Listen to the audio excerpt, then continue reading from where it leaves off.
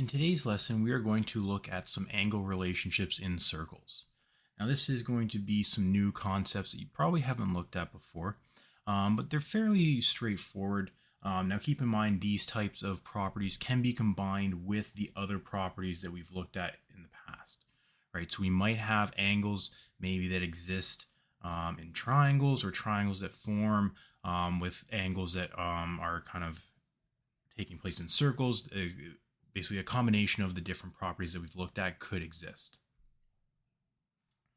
So the first property is a central angle subtended by arc AB is equal to blank of an inscribed angle subtended by arc AB. So when we're talking about all of these things, so subtended just basically means the ends are joined. So if I look at arc AB is this portion here. Right, so the arc is basically 2 points along the circumference of a circle. Right, so that's arc AB.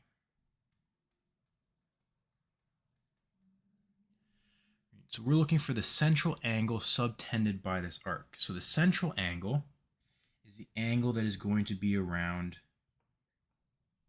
or formed at the center of our circle. So this angle right here, so angle ACB, and when we're labeling angles ACB or like in this form, the middle angle, basically AC and B are the points, right? So A to C to B, angle C is the point where the angle occurs around. So angle ACB is basically what we refer to our central angle as, or for this specific example.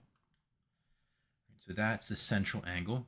The inscribed angle is basically an angle that is formed between points along the circumference of a circle. So that is going to be this angle here that we're drawing in green.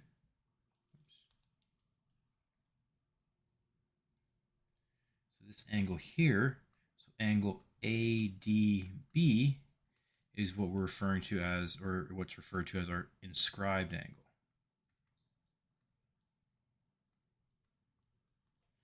So basically, we want to come up with, there's a property relating angle ADB and ACB.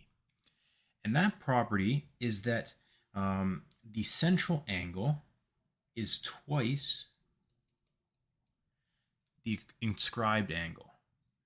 Right? So angle ACB is twice the size of angle ADB. So angle ACB is equal to 2 times ADB, or ADB is half of ACB. And you might also call this, maybe either you might call it the Star Trek property, right? If you ever have watched Star Trek, the symbol on their uniforms is this kind of arrow-shaped symbol, right? You might call it Star Trek property, or like maybe an arrowhead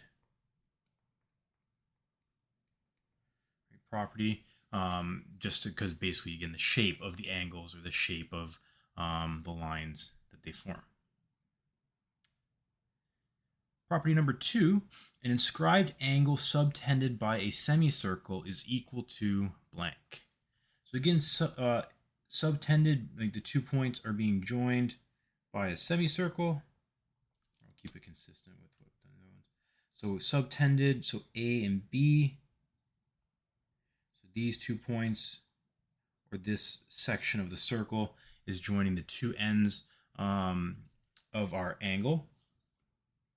And we can see that it's a semicircle, which essentially means that this portion here, if this arc is a semicircle, right, then this line,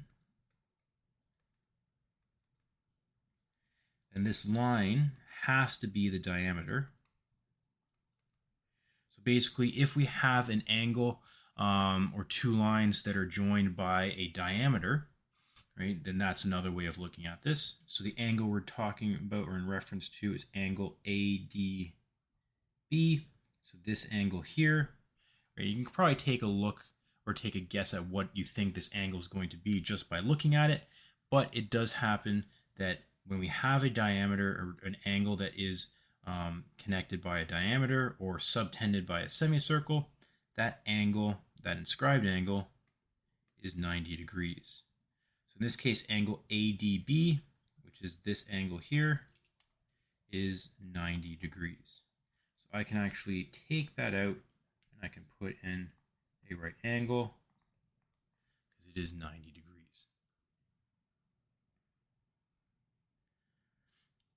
The final property that we're going to look at is inscribed angle subtended by arc AB. So again, subtended, right, the ends of our angles are joined. So we're talking about arc AB. So this angle here, or this arc here. So we'll just label this again just to remember. So that's arc AB. And we can see, or hopefully we can see, there are two different angles that connect to that arc. So angle ADB and another one over here, AEB. So we have two angles and the ends of those angles are joined by the same arc. So if you were to take a guess, right, hopefully maybe you guessed that these two angles or these two inscribed angles are going to be equal. ADB is equal to AEB. So I could draw a little line off of each one or on each angle just to indicate that they are the same. So again, these two angles are going to be equal to each other. And this property might also be known maybe as the bow tie. Because you think with what a bow tie looks like, this kind of looks like that. You might have to rotate it a little, or actually no, it kind of looks like a bow tie. So to speak. So you can think of it in that way as well, rather than property 3. You can think of, we have the arrowhead, a right angle, and a bow tie. Or Star Trek, right angle, and bow tie. Right? Or some people have called this an hourglass shape. So again, different ways, right? Whatever you kind of need to help you recognize the type of property that's going to happen or occur. Right, so we're just going to look at a couple examples of these. Right, just get used to seeing them in more of a question type. So example 1, what is the measure of angle ACB? So we're talking about this angle here, angle ACB. What is this angle? Well, this is going to be our arrowhead property.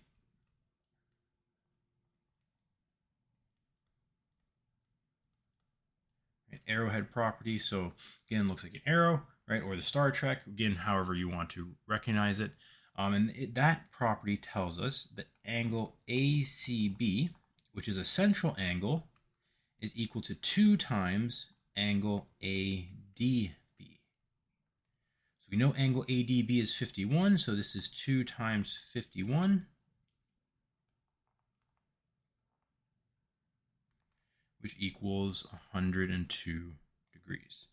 Now, obviously by looking at it right now, that clearly does not look like 102 degrees. So you want to be careful with some of these questions. You don't want to look at it, don't take the image to scale. Obviously it'd be nice if it was to scale, but we don't want to assume that the diagram is drawn to scale. We want to base it off of the numbers that we see.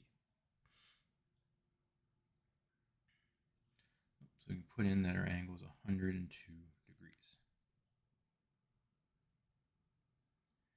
Example 2, what is the measure of AEB? Oh, E kind of got drifted away.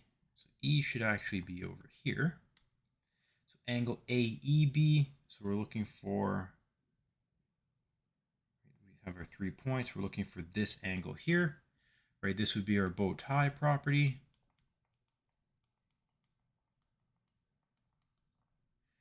That tells us that angle ADB, the one that's already kind of shown to us, is equal to angle AEB. So because they're equal, then angle AEB is equal to 43 degrees as well.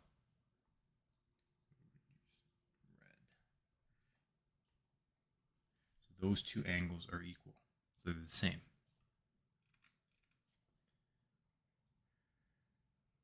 Lastly, example 3, we want to figure out what angle ADB is. So angle ADB, we're looking for this angle here. right? Again, we can see, or maybe hopefully you can see that we have a diameter going across, right? So that's a diameter. So because of that, that means that it's subtended, or this angle is subtended by a semicircle. Right, so this is going to be our right angle property.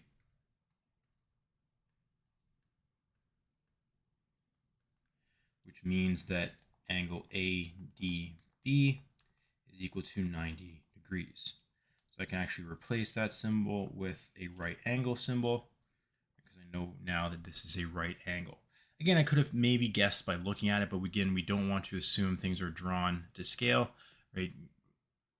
We want to base it off of, or we want to prove that based off of the properties that we know. So I know now that this is 90 degrees. I'll write that in there as well. So that's the measure of ADB. Next, we want if AD and DB equal 5, what is the length of the diameter of the circle? So in this case, we're told that the two side lengths are 5. We are also told that, or we also remember that this is a right angle triangle, and I want to find the diameter of the circle, or I want to find what is the length of AB. Right now, it might help if you redraw it, depending if you recognize what kind of shape we're dealing with. But we could redraw it, and we would have, let me draw it a little bit more accurately. We would have 5, 5, and we're looking for this side. So now looking at it, right, hopefully it kind of brings back, or it kind of triggers something in our brain. We think about, oh, right, the sum of squares, right angle triangle, right? Right angle triangle, we're looking for the hypotenuse, right? We have A, we have B, and we are looking for C. So sum of squares, or Pythagorean theorem, A squared plus B squared equals C squared. We have 5 squared plus 5 squared equals C squared. 25 plus 25 equals C squared. 50 equals C squared. Remember, looking at that, you might stop there. When you think, okay, I've simplified it. I found what C squared is. Keep in mind, we're looking for C, so we have to square root that. That should always be our last step using sum of squares. We want to square root to get to our final answer, and the square root of 50 is 7.1 equals C.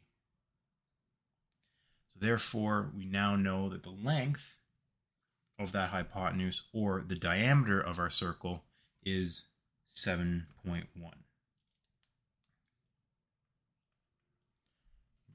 So from there, I could also find the radius if I needed to. I could then use that to help find the circumference or the area, right, using those formulas, or just finding the diameter if that's all we wanted. So this lesson is relatively short, just looking at 3 new properties for angles inside a circle, just understanding what those properties look like, and how we can use it to help find some of the angles or unknown angles.